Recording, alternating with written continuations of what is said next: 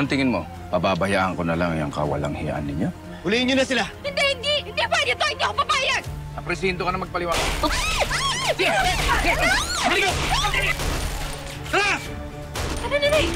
Ngayon at nandito na ako, gusto ko hong balik kay Gina ang pagiging presidente ng ating kumpanya.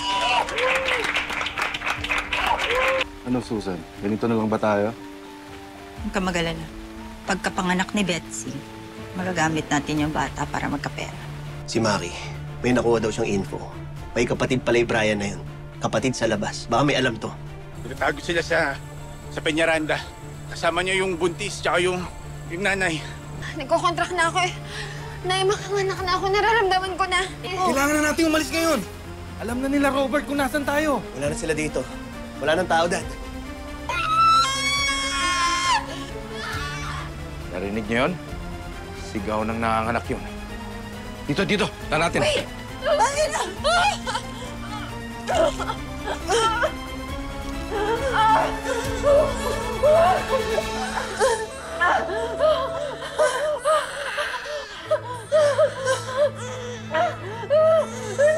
Nay!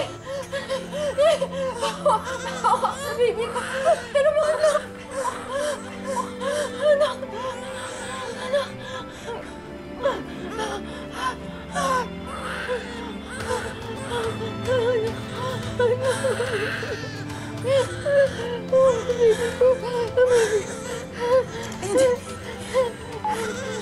Hindi na tayo pwede abutan dito, Brian. Bilisan yung dalawa.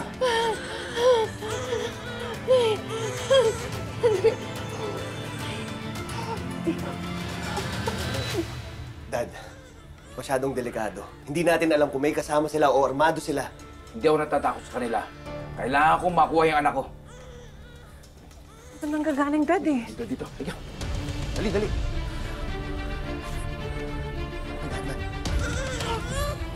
Brian! Kunin mo na si Betsy. Tara, baka abutan nila tayo Akin dito. yung bata. Akin na muna. Ako na muna, bahala.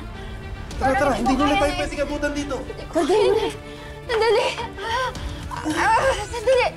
Dali mo na. Susunod ako. Bilisan mo, Susan! Oo!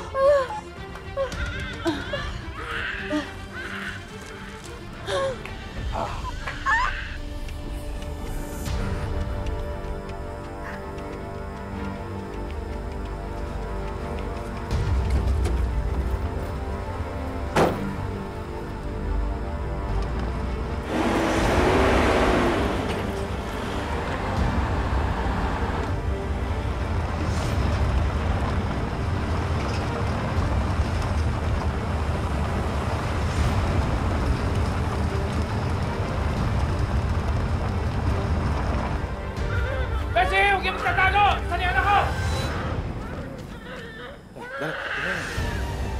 Narinig niyo yun? Hanapin natin!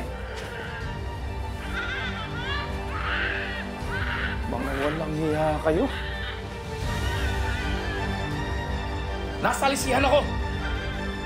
Balik niyo yung anak ko! Dad! Betsy! Betsy! Dad, tama na! Hindi makakabuti sa puso mo yan! Hindi nila pwedeng kunin yung kapatid mo. That baby belongs to us at hindi sa mga gagong yon. Dad, mabuti pa umalis na tayo para mahabol natin sila. Ito, halika na. Hanapin natin sila. Halika na, dali! Brian, bilisan mo. Baka maabutan nila tayo. Di mo ba nakita? Halos pali-paligo na nga to. Tumigil nga muna kayo. Mamaya na kayo magtalo. Pag nakatakas na tayo. Ano sa pakiramdam mo? Masakit pa ba? Kaya pag-listen. Basta ang importante, makaalis tayo dito.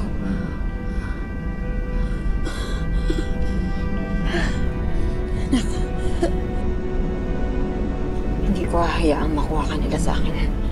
Paglalaban kita.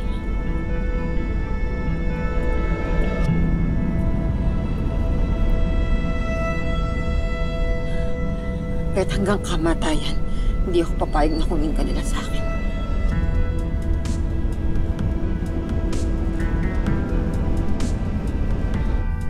Ito na tayo sa'yo. nandito po kami sa Lopez Highway. Hinahanap po namin si Betsy. Te-text ko po kayo pag nakita lang po namin siya. I really hope ligtas na sa panganib yung anak ko. Hindi pa rin ako makapaniwala na anak siya sa koral. I really hope na walang mangyari masama sa aking anak. Hindi ko siya talaga mapapatawad. Dad, kailangan ka agad madala sa ospital ang anak niyo. Pati na rin ho si Betsy. Prone siya sa sepsis, pati na rin sa infection. Dahil sa maruming lugar siya nanganak. I can't believe mas inisip pa ni Betsy ang sarili niya kaysa sa anak niya.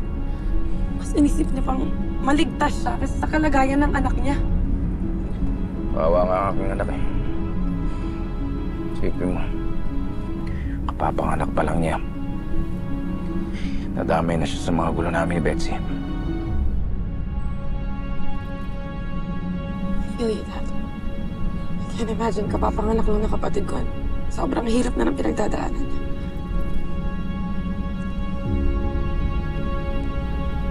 Guido, bilisan mo para makita na natin sila. Apo, sir.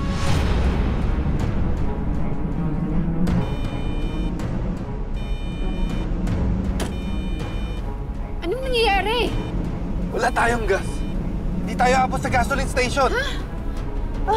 Paano yan? Pag huminto tayo, maabutan tayo nila, Robert! Teka.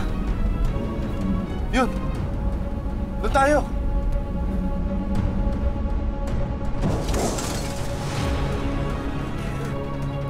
Teka. Tara, wala na tayong oras. Tulungan mo si Betsy! Tulungan mo si Betsy! Halika na, dahan-dahan. Ano mo?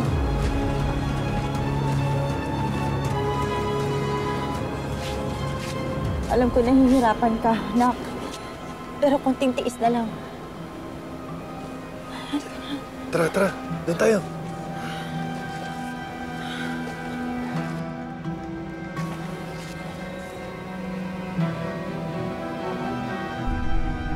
Kaya sila.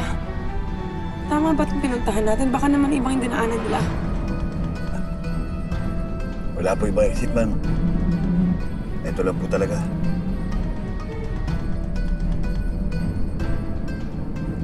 Tingin-tingin lang kayo, ha? Tingnan mo na, tingnan mo. Di ba yun yung van na sakay nila? Yan yun!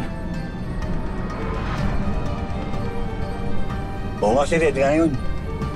Yun nga yun, Dad. Pero ba't sila gumilid? Guido, para mo! Para mo, Guido! Apo, sir.